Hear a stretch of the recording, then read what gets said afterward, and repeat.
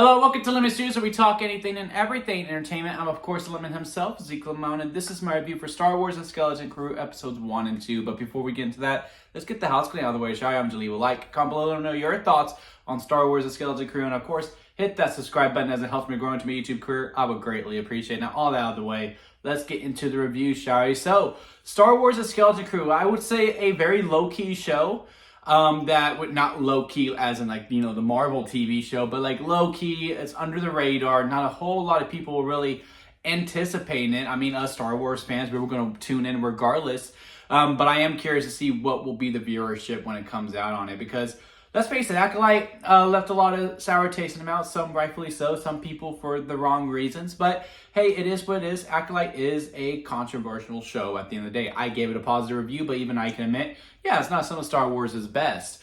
And then we have this coming out, and from my understanding, this is not really developing from any existing idea that has already been pitched, whether it be in novels, games, what have you. This is a pure, for the most part, as original as you can get for Star Wars, where they're like, look, we're going to focus on these kids, and it's basically going to be the Star Wars' version of the Goonies. And with that, I was very curious and very interested to see, and especially with John Watts being, the half creator, co-showrunner, if you will. He did the home trilogy for Spider-Man. I enjoyed all three of those. I think he batted 1,000 on that. So again, I was just very interested going into it. And then it was a 2-episode premiere. And typically with those, I mean, we can give examples all day, right? Like Agatha All Along, where episode 1 is typically one of the weaker episodes, not just of the premiere, but of the whole entire show overall. Same with The Acolyte. And again, we could go on and on and on with shows that decide to do multiple episode premieres, not just within Disney, but just within overall, right? Hell, even on Prime, The Boys. They dropped the first 3 episodes. Episode 1 is one of the weakest ones.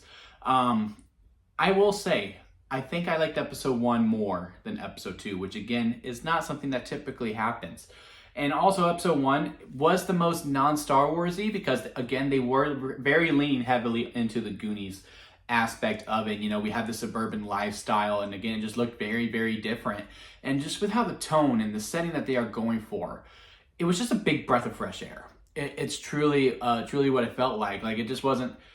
There was a lot of homages to Star Wars, like with the cold open, right? That was big rip right out of A New Hope. Even from the door opening and the whole attack, right? And even when the kid's riding his bike, it's a nice little nod to Return of the Jedi when they are racing through.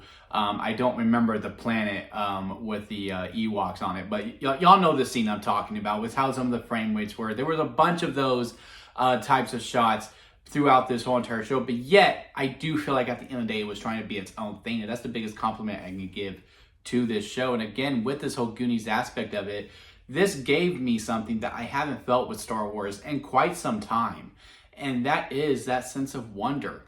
Even though in episode 1 the stakes are significantly lower than what they do become in episode 2, is wanting to make the best bike to win a race, wanting to get to school on time, wanting to not get caught by your dad, wanting to go on an adventure because you feel trapped in where you're at, especially, I need to go pass a test, I need to study, just all these little small things. But when they have these little moments, especially within the boys, because there's these 2 groups and they come together towards the end. There's the girls, and one's clearly the leader, and one's, just happy to tag along. And same with the boys. And especially with the boys, I don't know, it's just because I'm a guy, I can relate to so much with both of them. And I absolutely love the kid who looks like an elephant. He stole my heart. I do not remember the character's name, but I'll make a point to do it for next video. Like when he's like, you didn't even ask me how my assessment was. He goes, well, how was your assessment? I think I did good. Like, that was so me as a child. And also when they're meeting up at the bus stop and they're doing the lightsaber battle and they're just in their imagination, and then it cuts to the other kids at the stop going, what are y'all even doing?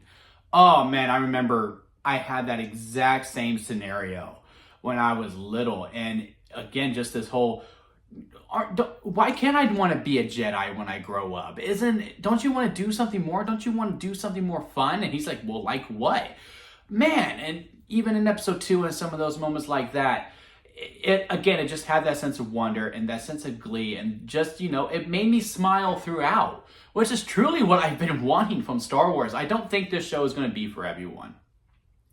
I would say, yeah, we could probably, it'd be leaning more towards kids, and if that turns you off, that turns you off. Hell, Bad Batch was like that for me for the first couple of seasons, where I was just like, it just feels very kiddish. I just think I'm out on it. Well, not the first couple of seasons, maybe like season and a half.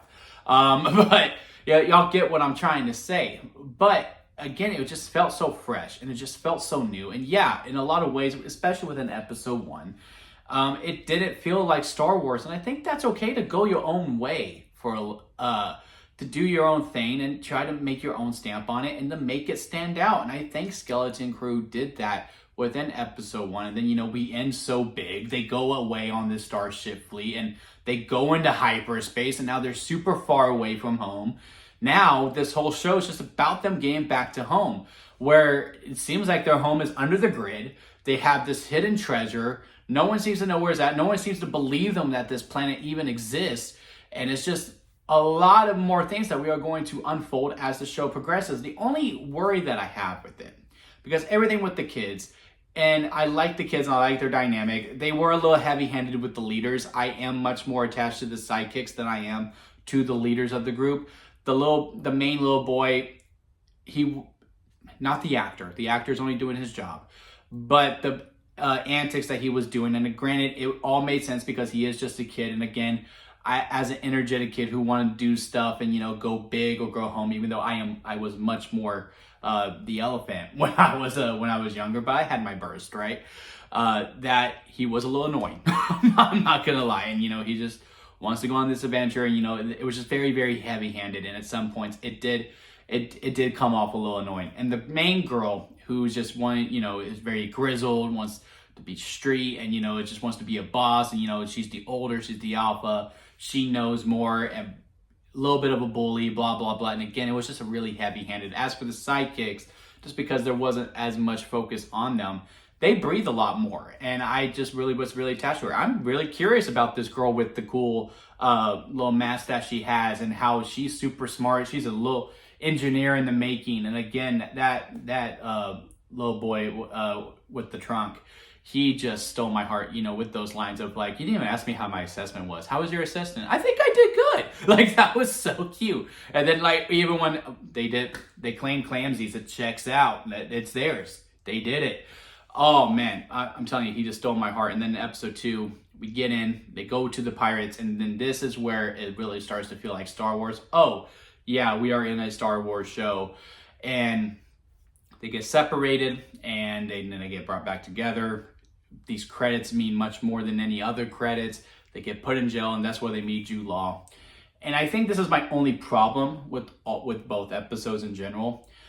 Now, I don't fully believe he's a Jedi. I don't. It would be cool if he is, because if he is, well, let's get back to it. I don't think he is, because he got caught by the pirates, and he's been capped in this jail cell for quite some time. The problem with that is that when they get there, it's like, you were able to get the key this whole entire time. Why are you waiting until now in order to finally escape? What's making these kids your ticket out the door? Now, I would assume it has to deal with the planet, because they said like Ann Arbor. I think that's the planet's name. They said it in the jail cell, and then that's when he decided to speak. He's like, ooh, I can get to the treasure. I think he has his own motives.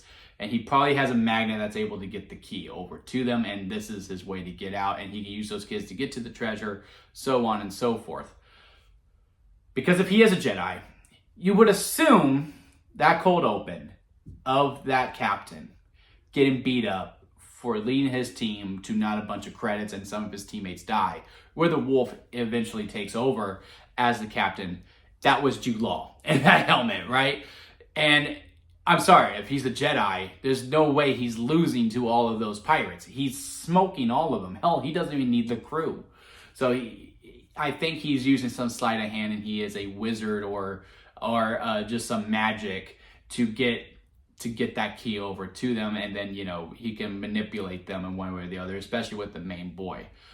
The only other problem I have with it with the show going forward is that I do think we're going to have a subplot with the dad and her mom, because they made her a little bit of a character in episode 1, and he had some moments in there too. And I think they're both good parents. They both mean well. She wants her daughter to be top 1%. She's very smart, so she should live up to those expectations and pushes them to do that. Absolutely. And the dad just has to work a lot. That's really what they make. I have to go to work. Can you please do this? Can you do that? I have to get to work. Oh, you made me leave work. Blah, blah, blah, blah, blah, blah. And once we start to get more time with them, maybe I'll get more attached to it, but I am not looking forward to that whatsoever.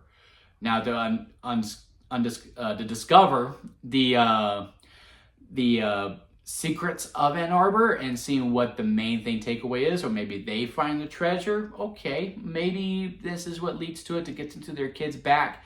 But as of right now, I'm not super attached to that, and I know we're going to keep going back to that storyline, and I'm just not fully interested in that. I'm just interested in these kids. I'm interested in Jude Law and what his game plan is, because again, I do not believe he is a Jedi whatsoever. But these first 2 episodes to me were very delightful. I was smiling all the way through, especially within episode 1. Bring on the Space Goonies, man. I am all for this. This is not going to be everyone's cup of tea. I know this is Star Wars, so no matter what, there's going to be a portion of the audience who absolutely loves it no matter what, and more power to them. There's also going to be a portion of the audience that hates this no matter what, and I guess more power to them too, whatever is going to get your viewership. But to me right now, who's just going along for this ride, who expects is going to dislike some episodes more than others, kind of like how I did with Acolyte, I think I am going to have fun with this one, because again, it is just so new, and it does give me that sense of wonder. It does, it makes me feel like a kid again. And I truly just really want that from my Star Wars. I just want to be entertained, and I was very much throughout these first 2 episodes. But enough about what I think. What do you think? Comment below, let me know your thoughts on it. If you made it this far within the review, please leave a like. I would greatly appreciate it. And hit that subscribe button as we go on this ride together. And along with many other things heading your way very soon, we got Creature Commandos coming this Thursday, the start of the new DCU. What If is coming out a couple weeks. We're probably going to cover Squid Game Season 2 as well. And then 2025 is a whole other can of worms. A lot of things are heading your way very soon, especially within the new year. And if you're a fan of wrestling, we also do reviews of that as well. Raw, SmackDown, and the PLEs. So leave a subscribe for that. And until next time, guys, I'll see you here at Lemon Studios.